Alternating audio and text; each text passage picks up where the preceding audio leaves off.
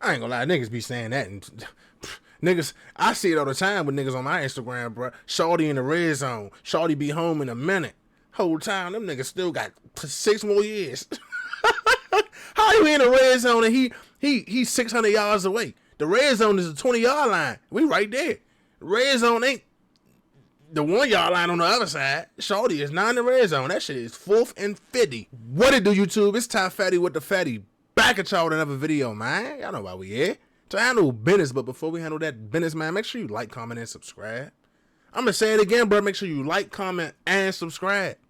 I'm going to say it one more. Matter of fact.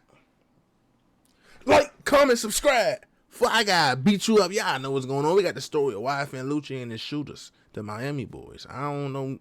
I'm hip to Lucci, of course. We know who Lucci is. Nigga be acting like bitches, and bitches be trusting these niggas. Some of these bitches. They just be talking about money, but ain't got no money. What's up? I came up with you, bitch. But I don't know about the Miami boys, so let's tap in and see what's going on. YFN Lucci linked up with some bloods from Miami and had them sliding on his ops in Atlanta. But the situation went left from the jump. Now they're all facing years in prison, and we're breaking down the shocking beef that ended with shootings, stabbings, and murder. Let's break it down then, like Lucci a backwood. and his homies have been sitting in jail for years after they got hit with the RICO and murder case. Lucci wasn't just sliding with dudes from Atlanta though. Back in 2020, Lucci linked up with some bloods from Florida called the Miami Boys. They started making music with a rapper from the crew called CP3, and court documents say that they helped Lucci film music videos in a part of Miami normal dudes can't visit. CP3 and his homie Lizm Liddy both rep a blood set called 13th Ave, aka Bloodhounds or BH. BH is one of the most notorious gangs in North Miami, and this isn't the first time CP3 has spent time locked up. He was arrested back in 2015 for weapon possession and running from the cops. Then a couple years later, he caught a robbery charge and was locked up until 2020. Going to prison obviously didn't slow him down at all though, because a few months later, he was in Atlanta shooting at Lucci's ops. In December 2020, YFN Lucci, his homie James Adams, CP3, and Liddy went sliding into op territory. According to reports, Adams was recording the whole thing on his cell phone, but he had no idea that he was about to lose his life. They spotted some dudes on the street, and that's when CP3 and Adams leaned out of the whip and started letting off shots. They caught one of the dudes in the stomach, but the other side busted right back and hit Adams in the head. Damn. YFN Lucci was the one driving, and he sped off when the ops started shooting back. Adams might have survived, but instead of taking him to the hospital, his homies pushed him out of the whip and left him to die in the street. A witness found... I ain't gonna lie, like, regular people would hear that and be like, bro, why they push him out the whip? Why they this, that, and the other? But like, just me being from where I'm from and like not seeing it like literally with my own 2 eyes, but like hearing about that, and that's some shit that really happened, bro. Niggas don't want to be tied to that shit. You drop them off at the hospital, it's too many questions, especially if you know a nigga about to check out. I know, like, it's like rappers from here, then feel me, them got pushed out the whip because they got hit. Niggas like, bro, there's nothing we can do, bro. He gotta go. And the whole time, nobody got caught for it. If they'd have took him to the hospital, now it's too many questions. What car pulled up at the hospital? Who opened the door to get him out? Like, it's a lot that come with that, and that's why people do that. It's not cause they don't care about them. They ain't trying to get their hands tied with it, and they trying to cut all the loose ends. That's really why people do that shit. But when this story first came out, everybody was like, why would they do that? They must not have been his homies. They backdoored him. Nah, bro, they was trying to get away. And once somebody check out, it's nothing you can do. Take him to the hospital is gonna be the same result as somebody finding him out there. He gonna be pronounced dead at 11:27 p.m. That's why they do it. Adams bleeding out. From my knowledge, called 911 for help. She told the operator that he was still alive, but by the time they got to the hospital, it was already too late, and James Adams was pronounced dead that day. It's not clear exactly how the cops were able to track Lucci and the other dudes down so fast, but in January 2021. Police issued warrants for the 3 of them, and Lucci turned himself in. Rumors say that Adams basically recorded everything before he was shot, so if the cops found his phone after his homies left him in the street, they probably had everything they needed to make the arrest. After a couple of years fighting the case, Lucci, CP3, and Liddy all took plea deals instead of going to trial. They were all facing murder and RICO charges and could have ended up with life in prison or the death penalty.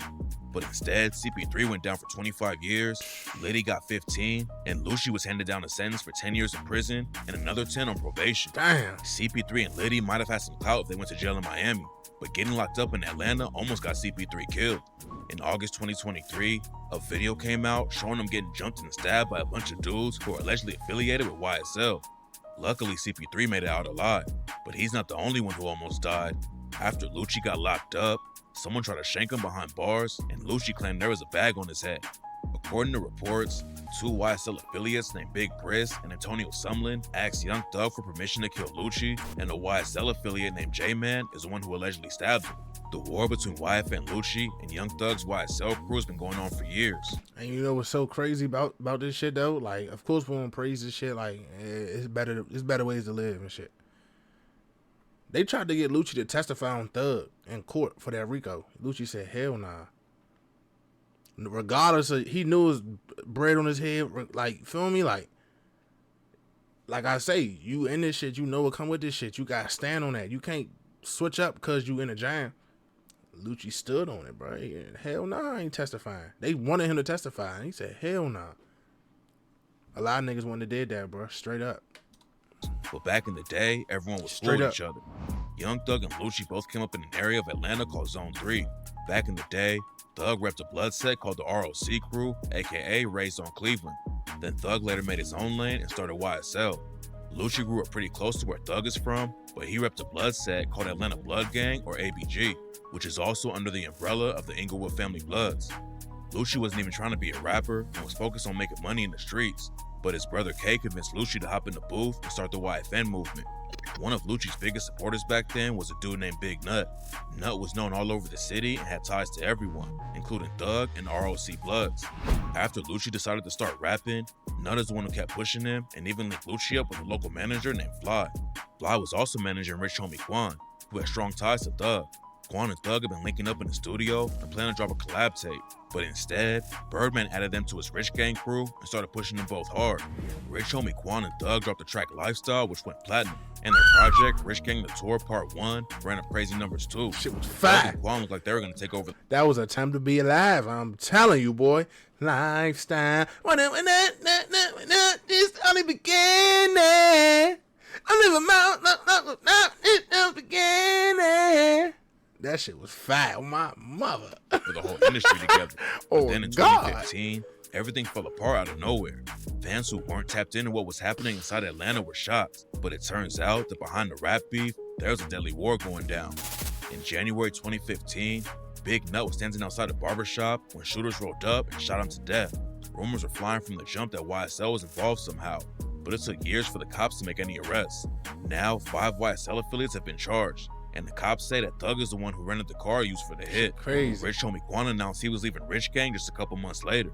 Some people think it all started with Big Nut dying, but Thug might have actually been involved with Quan's dad getting shot too. A few months before Big Nut was killed, Quan's dad was shot inside a barbershop and barely survived. And according to some paperwork that leaked, Rich Homie Quan thought Thug had something to do with it. Quan's dad allegedly had issues with Birdman and didn't want Quan to sign with him, and that's why Birdman and Thug allegedly wanted him dead. Quan rapped about his dad getting shot on the track Daddy and said, "When I see him in that ICU room, boy, you know I went crazy, because I couldn't see my daddy like that. That's my baby. In other words, he my best friend. Talk to him daily. Did it to him, I hope they praying to God, but he can't help you in this situation." If Rich Homie Quan thought Young Thug was involved with his dad getting hit up, it makes sense that he would fall back from him. Their beef left a lot of fans disappointed, but Thug and YFN Lucci's war was about to leave a lot of bodies in the street. The first time fans heard about the beef was when Lucci started sending shots at Thug on social media. He made posts about hooking up with Thug's fiancée, Jerica Carlea, and even posted some alleged DMs where they were talking about taking a shower together. Thug didn't really clap back at first. He just tweeted a shout out to Lucci and called him a young king and said he was trying to get on. Then Lucci took the disrespect to another level by tweeting a video of Thug's daughter with the caption, #LongLiveNutForever. Everything cooled off for a while. Lucci and Thug went back to popping off in the industry with their own careers. Young Thug dropped his mixtape Jeffrey in 2017 and ran up huge numbers. Plus, the cover art went viral because Thug was wearing a dress. Lucci kept his own momentum up by collabing with artists like PNB Rock and dropping new projects. For a couple months, it seemed like everything was cool. But then in June 2017, Thug dropped a project on Tupac's birthday. He told everyone on Twitter that he did it because he's a new Tupac. Then Lucci tweeted, "Pac would have never wore a dress." So Thug clapped back and said, "Thank God you were able to take care of your mama. Be humble." Doing too much could become a deep sleep. At first, YFN Lucci and Young Thug were just taking shots at each other on social media. But in 2018, everyone realized how deadly the beef really was. Thug's homie YSL Duke was leaving a strip club in Atlanta when two dudes started following him. Duke knew something was up and turned around to see who it was. And that's when one of the dudes upped his strap and started letting off shots. Duke ran behind the vehicle while the shots were popping off and managed to get away without getting hit. Someone later got booked for the shooting, and rumors were going around that Duke had snitched on him. But then some paperwork came out that proved he wasn't working with the cops. Thug and Lucci went back to the social media beef, and Thug said he was going to slap Lucci the next time he saw him. Then just a few weeks later, Lucci's car was shot up. Police rode up to the scene and found Lucci's G-Wagon full of bullet holes and somebody inside who had been shot 2 times. Lucci wasn't even in the whip, but the cops think he was the target. Right after Lucci's car got hit up, someone went to Big Nut's grave and spray painted the word SLAT on it. SLAT is a term that Thug and his YSL crew are always using, so everyone immediately thought they were the ones who painted on Nut's grave. That wasn't the only time YSL allegedly tried to kill Lucci though. Back in 2016, Lucci was in Florida when he got the call that his mom's house had been shot up. Lucci drove straight there to make sure his mom was all good. Somebody had dumped almost 20 bullets into the crib, but luckily no one got hit. Then another time, Lucci was at the studio when someone told him the house got hit up again. And this time, his mom and her best friend both got hit in the legs. Lucci's baby mama, his daughter, and his brother were all in the house too when it went down. But thankfully, none of them got shot.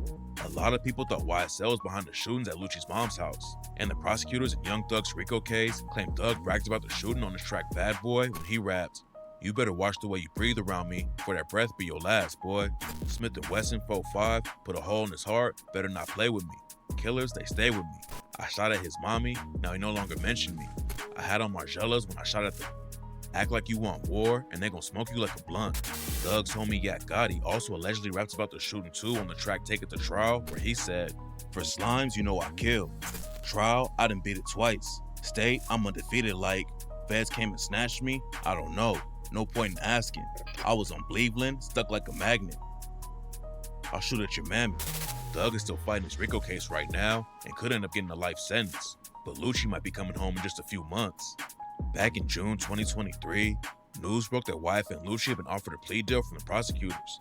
They wanted Lucci to plead guilty to felony murder, aggravated assault, racketeering, and violation of the Street Gang Terrorism and Prevention Act, and still give him a 20-year sentence. Lucci would have had to serve 17 of the years behind bars before he could walk free, so he turned the deal down and decided to take the trial instead. Taking a RICO and murder case to trial is a risky move. You never know what's going to go down in the courtroom, and you could end up serving the rest of your life behind bars. But Lucci definitely made the right move in this situation. Half a year after they offered him the first deal, the DA came back with another offer. Lucci pleaded guilty to one charge of violating the Street Gang Terrorism and Prevention Act, and in exchange, all his other charges got dropped. Lucci still got hit with a 10-year prison sentence and 10 years of probation after he serves the time, but Lucci could be out of there in just a few months. The judge gave YFN Lucci time served on his 10-year prison sentence, and he's already been locked up for 3 years. He's eligible for parole after serving 40 months, which means he could be free in less than 4 months. Now, granted, right here, them niggas, man, you know how hard it is to get on parole, to like be eligible. Like, you could be eligible for parole, you ain't gonna get parole. But I think in Georgia, that shit you only gotta do like 70%. I think, could be wrong, could be like 80, 85. I don't know, but I know it ain't the full term, bro. He'll be home before he 30. He'll be home before he like 34. They brought that bitch from 20 serving 17 to 10 serving 7 with 3 years served. He in a good situ. He can come home and still drop some little. Right after news broke that Lucci had taken the deal and was going to be free soon, rumors started flying that he agreed to testify against Young Thug during his RICO case. YFN Lucci's lawyer hopped right in immediately to squash the rumors though and said it was all cap. According to him, Lucci has nothing to do with Thug's case, and Lucci told the prosecutors over and over again that he doesn't know anything about the situation Thug is facing. While Lucci was accepting his plea deal, he apologized to the family of James Adams and said his heart goes out to them. First off, I want to say my heart goes out to my friend James Adams and his family. Then he apologized to his own friends and family for putting them through this crazy situation for the last few years. Also, I want to apologize to my family and my friends for putting them through this stressful process. It turns out that Lucci might not be the only one coming home soon. After the news broke that CP3 was hit with a 25-year sentence, he hopped on social media and said, "All you thought it was over for me, with a bunch of laughing emojis. It's not clear where his case really stands, but it sounds like there's more going on behind the scenes that nobody knows about yet. So tap in for updates when more info comes. I ain't gonna lie, niggas be saying that, and niggas, I see it all the time with niggas on my Instagram, bro. Shorty in the red zone. Shorty be home in a minute. Whole time, them niggas still got 6 more years. How you in the red zone and he's 600 yards away? The red zone is a 20-yard line. We right there. Red zone ain't the 1-yard line on the other side. Shorty is not in the red zone. That shit is 4th and 50. You hear me? With that being said, man, this Top Fatty with the Fatty, man. Make sure y'all stay smart, bro. Stay dangerous. And I'm going to catch y'all next time, man. I'm gone.